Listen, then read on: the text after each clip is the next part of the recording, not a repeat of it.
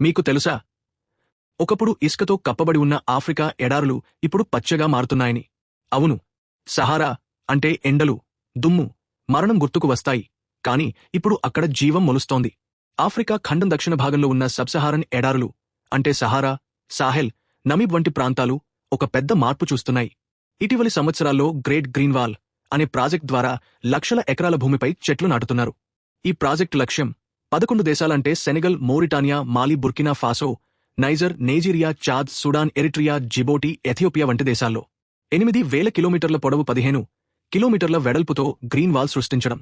ఇది కేవలం ఎడారిని పచ్చగా మార్చడమే కాదు, మట్టిని కాపాడుతోంది, జంతు జీవవైవిధ్యాన్ని తిరిగి తెస్తోంది, అలాగే అక్కడి ప్రజలకు ఉపాధి కూడా ఇస్తోంది.